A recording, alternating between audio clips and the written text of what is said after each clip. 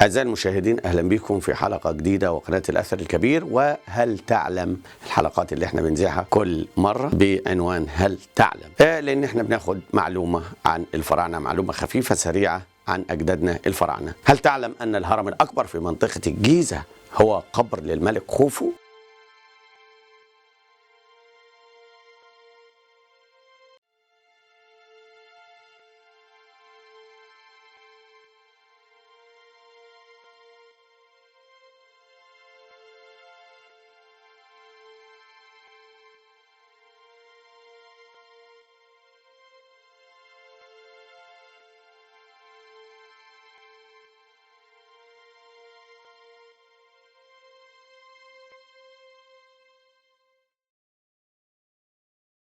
وهل تعلم أن الهرم الأكبر في منطقة الجيزة بني على مساحة 13 فدان، أي ما يقرب من 54 ألف متر مربع؟ هل تعلم أن الهرم الأكبر في منطقة الجيزة يعتبر من عجائب الدنيا السبعة في العالم القديمة؟ وهل تعلم أن العلماء قالوا عن الهرم الأكبر أن أحجاره كانت من طن لحد 8 طن في الوزن؟ يعني الحجر في الهرم الأكبر كان أصغر حجر يبلغ طن، وأكبر حجر كان يبلغ 8 طن.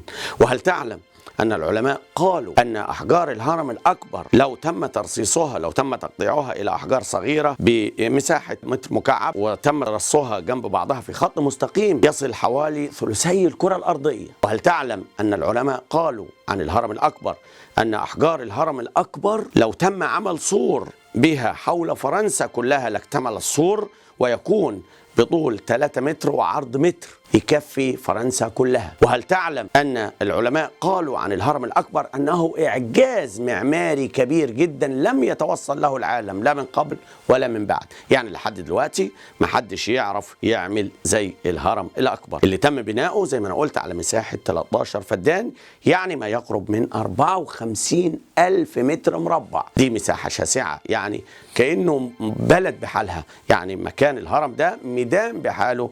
طبعا ده كان إعجاز معماري كبير جدا جدا جدا، احنا العالم كله بيشهد بيه لأجدادنا الفراعنة. طبعا فكرة الهرم زي ما أنا قلت قبل كده إن هي كانت في بداية عصر الأسرة الثالثة وهرم زوسر المدرج. في عصر الملك خوفو تم التشييد، يعني اكتمل فكرة بناء الأهرامات، كانت اكتملت كتير جدا جدا جدا. طبعا الملك خوفو كان عصره عصر تقدم وعصر رخاء، والملك خوفو من الناحية الشخصية كان محبوب جدا جدا من الشعب المصري. سيب من الأقوال اللي بتقول إن الأهرامات دي بنيت بالصخرة وما إلى ذلك، ده كلام ليس له أساس من الصحة، حيث أن الملك خوفو كانت علاقته بالشعب علاقة قوية جدا، وكان رجل متدين وراقي جدا وورع جدا، وكانت علاقته بالشعب علاقة قوية جدا. عشان كده الشعب كان بيحبه جدا، وعشان كده الناس كانت مخلصة، وكانت الدولة طبعا غنية جدا. هل تعلم أن الهرم الأكبر أخذ في البناء حوالي ما يقرب من 20 سنة؟ طبعا مسافة طويلة جدا، طبعا وقت طويل جدا، خد فلوس كتير جدا. ده يدل على أن الدولة كانت غنية، وأن هناك أموال كثيرة، وأن هناك، لأن بناء ضخم بهذا الشكل بالطبع هياخد وقت طويل وهياخد فلوس كتير وما إلى ذلك. يعني معنى كده أن مصر كانت في منتهى التقدم في عصر الملك خوفو. احنا عارفين ان الملك خوفو هو ابن الملك سنفرو مؤسس الأسرة الرابعة في الدولة القديمة، ومن أشهر ملوك الأسرة. والملك خوفو مشهور في العالم كله بسبب طبعا الهرم بتاعه.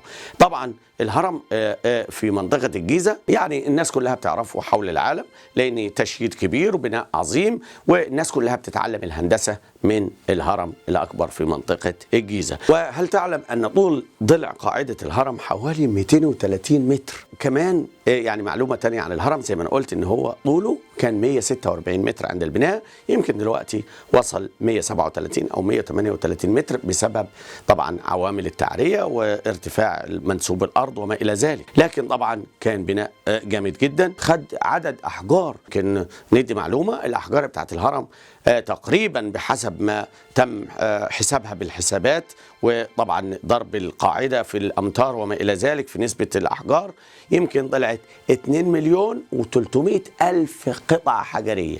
2 مليون و300 ألف حجر تم بنائهم في الهرم الأكبر. طبعا زي ما أنا قلت كان أصغر حجر حوالي 1 أو 2 طن، وأكبر حجر كان ما يقرب من 8 أطنان.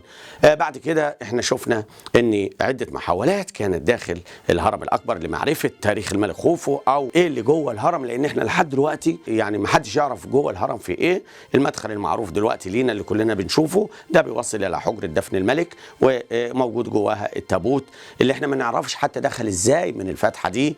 تابوت معنى كده ان ربما يكون هناك مداخل. يعني انا من وجهة نظري ان لحد دلوقتي الاهرامات لا تزال ليها غموض او فيها اسرار كتير. احنا شفنا من عدة سنوات لما كانت هناك محاولة من بعض علماء الآثار، يعني كان الدكتور زي حواس وما إلى ذلك، كانوا بيحاولوا وجابوا الروبوت ودخل داخل الهرم لحد ما لقي حيطة مسدودة كده ورجع وسهرنا.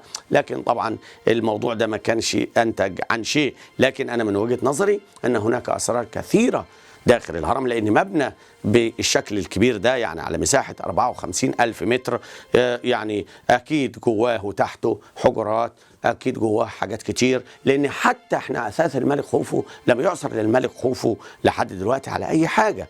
الملك خوفو، هل تعلم أن الملك خوفو اللي بنى أكبر هرم في مصر والذي يعتبر من عجائب الدنيا السبع للعالم القديمة، لم يعثر له على أي آثار إلا تمثال صغير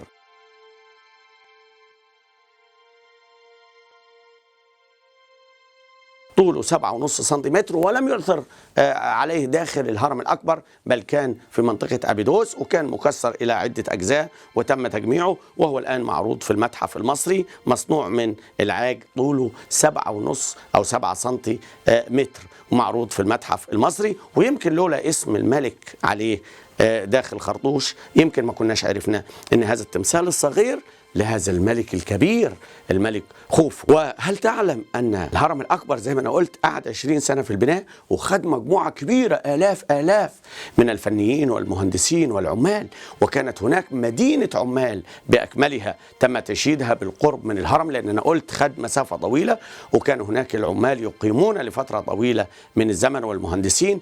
بالطبع أن مكان زي ده أو مبنى ضخم بهذا الشكل العالم كله يعجز ان طبعا دلوقتي يبني هرم زي الهرم الاكبر. فبالطبع ان كان له المفروض من اداره كبيره، اداره قويه كبيره، فهناك كان الاف من العمال، الاف من الفنيين، الاف من المهندسين اللي اشرفوا على بناء الهرم، لان زي ما احنا عارفين ان الاحجار بتاعته قويه جدا. واحنا اتكلمنا عن الهرم الاكبر قبل كده، واتكلمنا عن الملك خوفو، واللي عايز طبعا معلومه اكتر يشوف الحلقات اللي كانت قبل كده. لكن احنا دلوقتي في هل تعلم عايزين ندي المعلومات المقتطفه عن الهرم الأكبر اللي يعتبر من عجائب الدنيا السبع.